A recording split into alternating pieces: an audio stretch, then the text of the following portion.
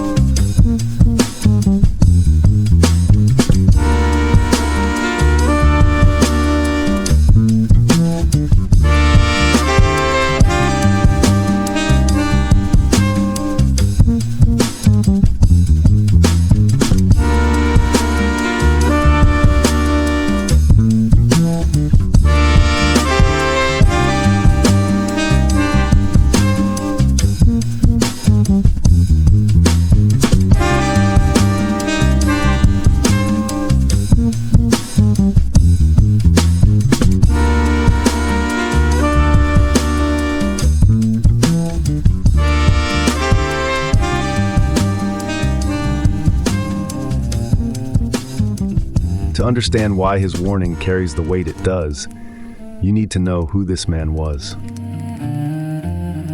Bezmenov was born in 1939 in a suburb of Moscow. His father was a high-ranking Soviet military officer. He was trained at Moscow State University's Institute of Oriental Languages, the pipeline for Soviet diplomats, journalists, and spies. Fluent in Hindi, expert in Indian culture, recruited by the KGB before he graduated. He was, by every external measure, one of them, someone who had been shaped, as you have been shaped, by the system he was born into. The difference is, he eventually saw the machinery from the inside. You're about to. His cover, press attaché at the Soviet embassy in New Delhi. His actual job, manage perception, keep foreign guests comfortable, feed disinformation to journalists, monitor, influence. He was good at it. He was trusted. And the more trusted he became, the more clearly he saw what he was part of. What the Soviet Union was exporting to India, he realized, was not liberation.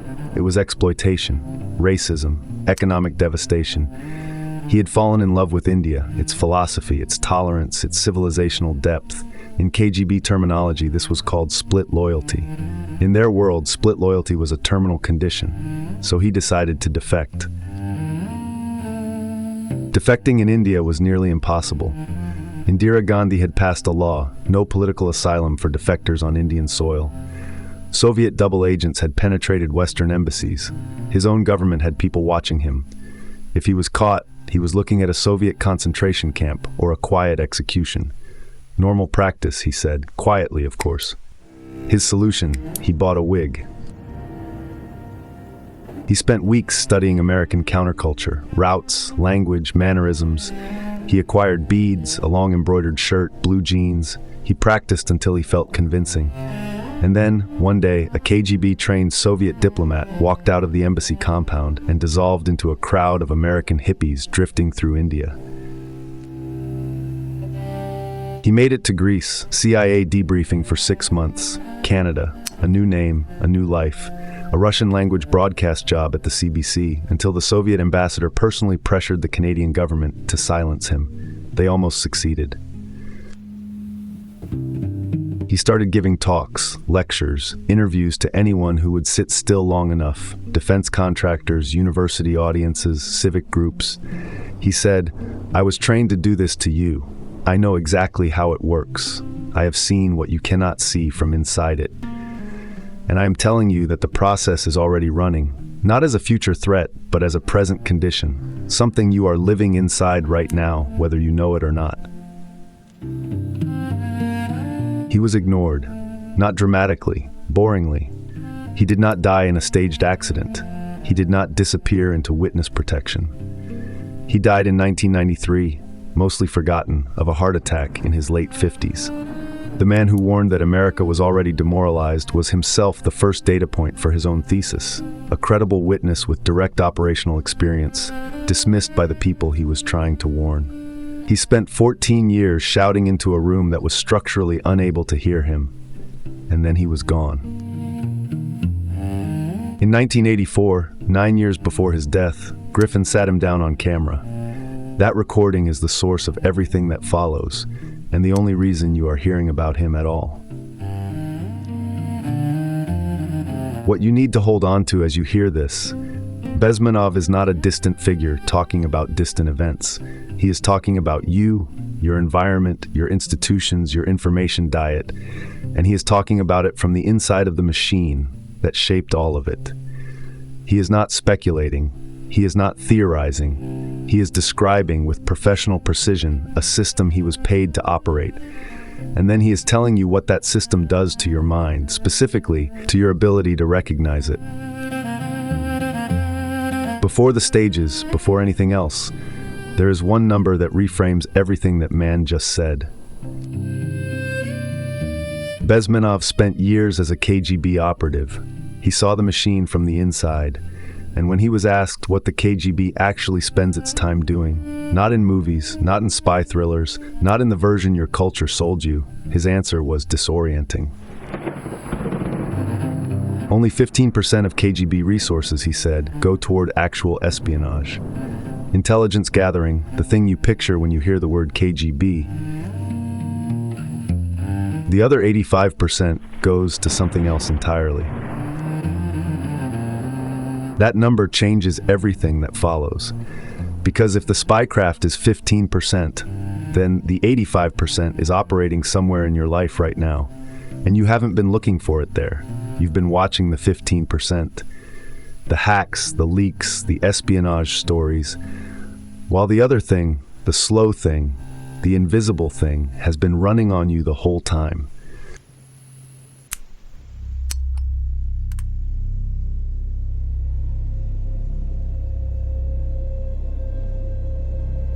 Bezmenov had a name for the 85%. He called it ideological subversion, or in the clinical language of the KGB, active measures.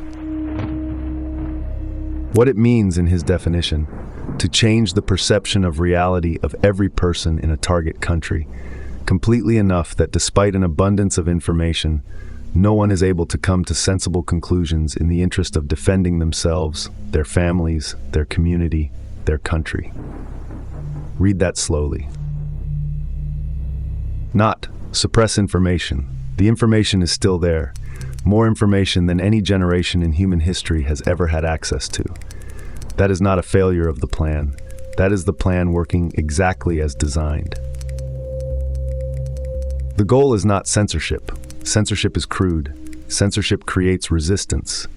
The goal is a specific mental state, one where information arrives and produces nothing, where you can be shown a fact and respond to it the way you respond to weather. You see it, you process it, nothing actionable follows. Bezmenov called this demoralization. not demoralization in the everyday sense, low morale, discouragement. The KGB definition is more precise. A demoralized person is someone whose relationship to truth has been severed. They still process information. They still form opinions. They still argue loudly, confidently, at length. They are simply, structurally unable to act on reality as it is. You have met these people. You have argued with them. You have watched evidence land on them and produce nothing, not even curiosity. Just a firmer grip on what they already believed. You have felt the frustration of that. The strange, exhausting sensation of talking to someone who seems to be processing your words and simultaneously not receiving them at all. That frustration, hold on to it, because it is precisely what someone else feels when they try to reach you on the topics where your own frame has been set. The question Bezmenov wants you to sit with: when did you last check whether you are one of them?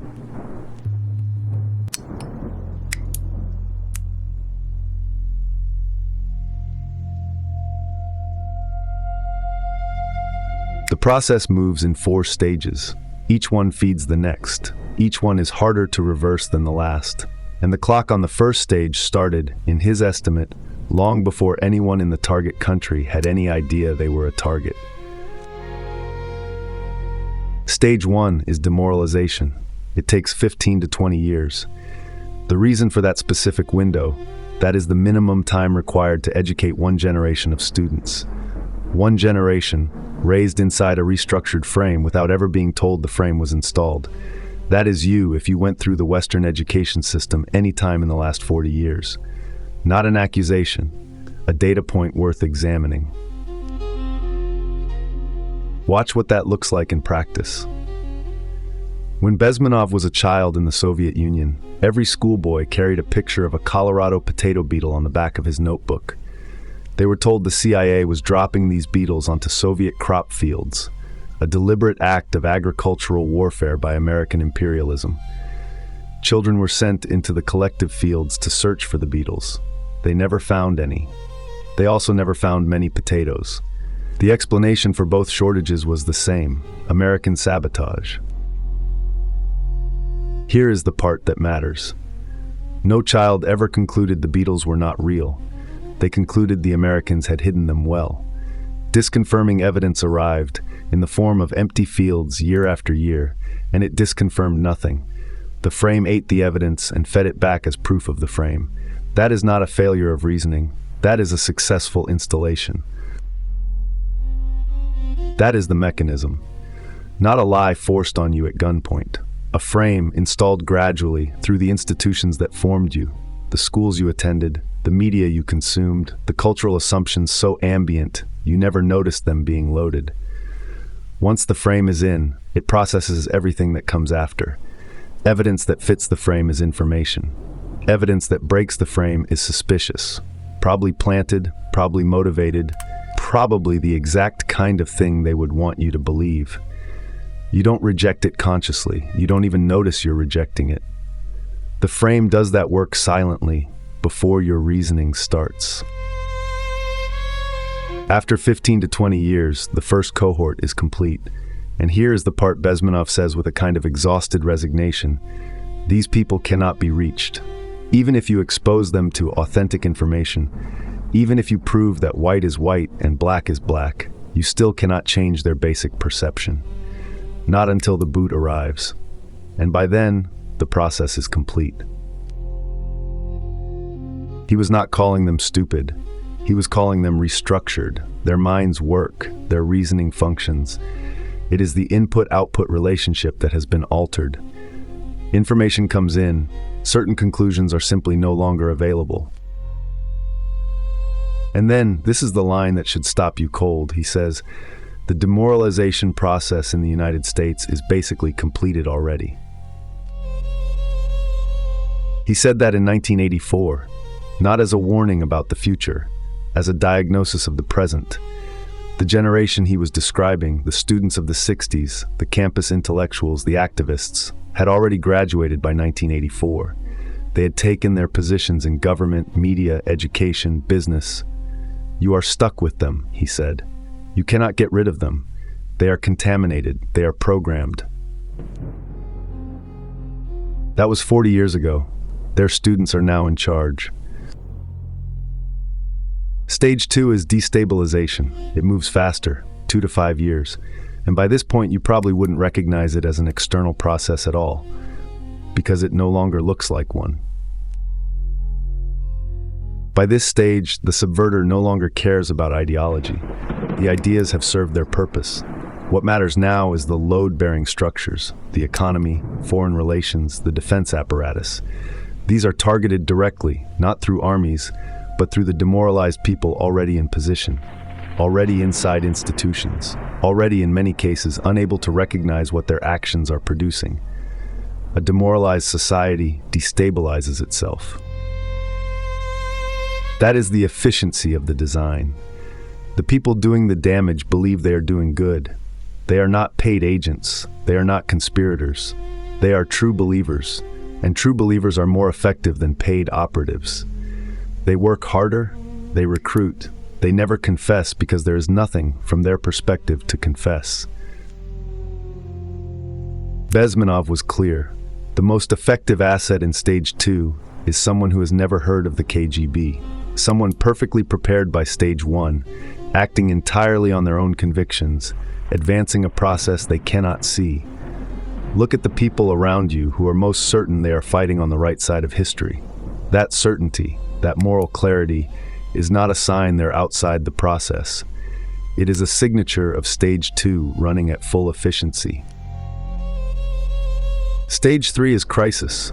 Bezmenov pointed to Central America as a live example. 1984, watching it happen in real time. It can take as little as 6 weeks. A society that has been demoralized, then destabilized, can be tipped into acute crisis by a single well-timed pressure point. The crisis does not have to be manufactured from scratch. It only has to be triggered, amplified, allowed to run. You don't manufacture the fire, you remove the fire breaks, and you wait. By Stage 3, the society is doing all the work itself.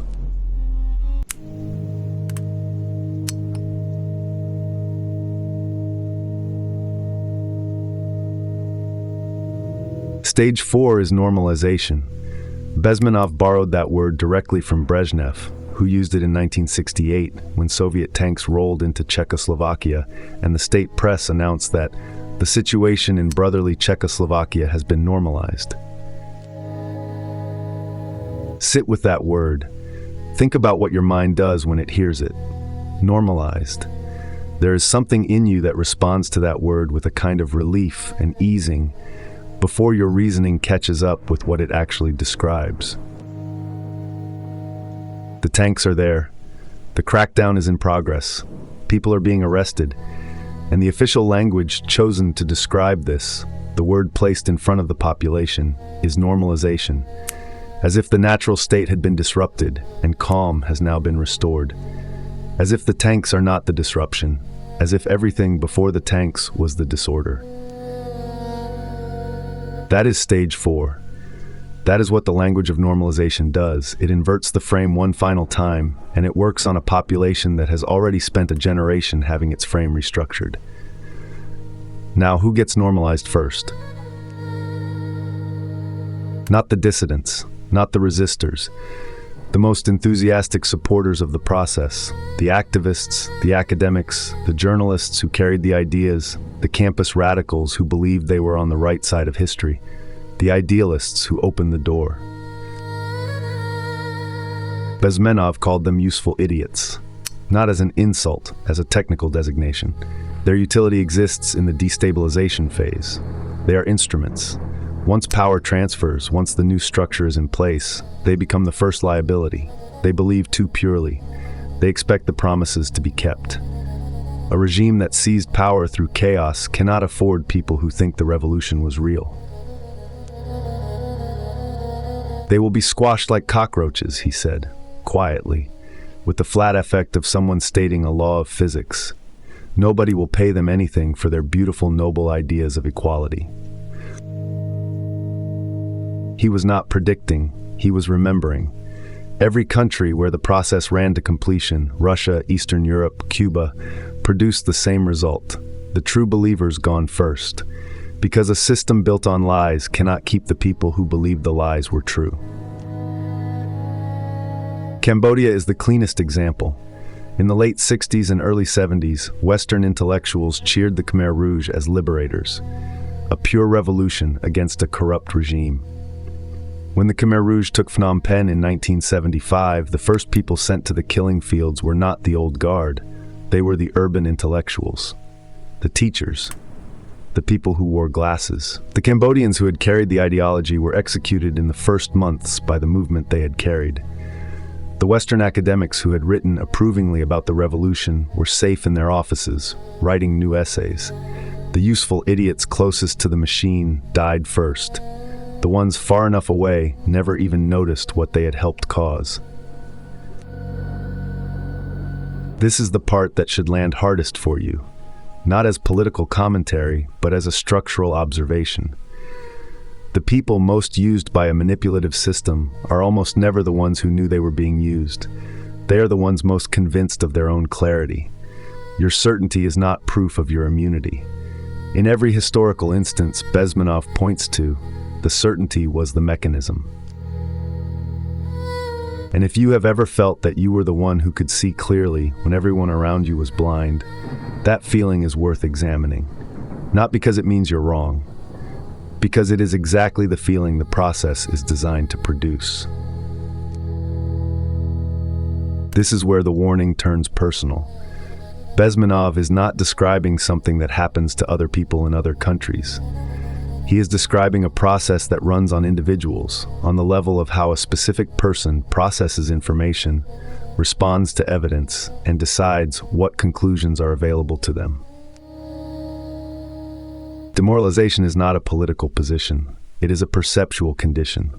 And here's the part Bezmenov never explains, because he doesn't need to. You cannot diagnose it in yourself by introspection. It only shows up under pressure.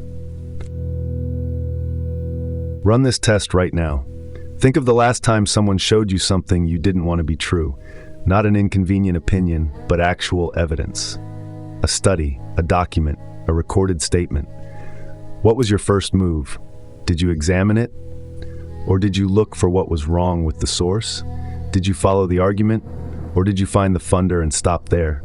Your first move, your honest first move, not your performed one, is more diagnostic than anything else in this video. Because your first move is the one the frame controls. Everything after that, your reasoning can manage. But the first move is automatic, and that is exactly where the mechanism lives. When you encounter information that contradicts something you believe, something you hold with high confidence, something that feels like part of your identity, what happens in the first 2 seconds? Do you evaluate the information, or do you evaluate the source? Do you ask, is this true? Or do you ask, who benefits from me thinking this is true?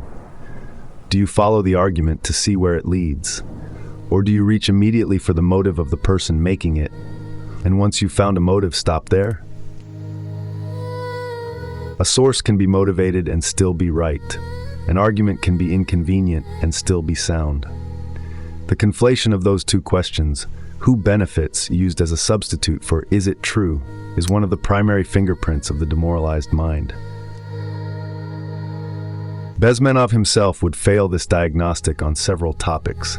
The mechanism does not exempt the people who built it. Nobody is immune by default. Immunity is built deliberately against resistance, or it is absent. Now run the protocol on Bezmenov himself. Was he motivated?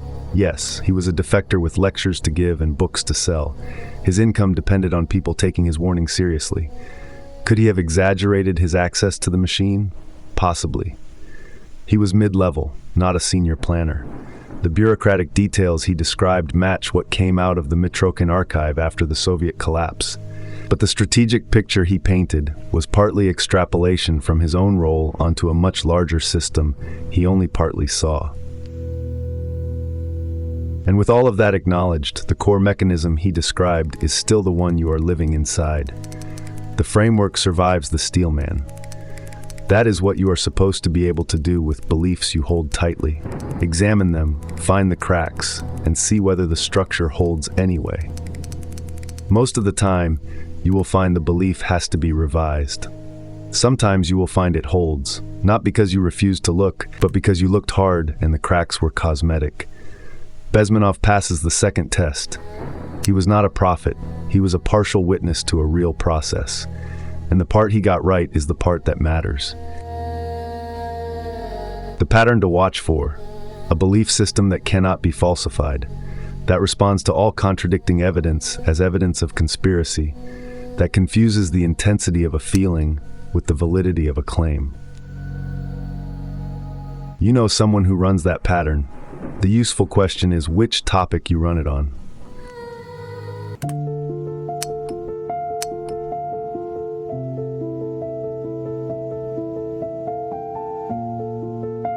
Bezmenov was asked near the end of the interview what the antidote was. He did not say change the government. He did not say vote differently. He did not say fight back. He said, you have to begin educating a new generation. The same 15 to 20 years the process takes to run, that's what reversal requires. You are not fixing this quickly. You are building immunity, slowly, deliberately, generationally. But there is something that operates on the individual level, starting now.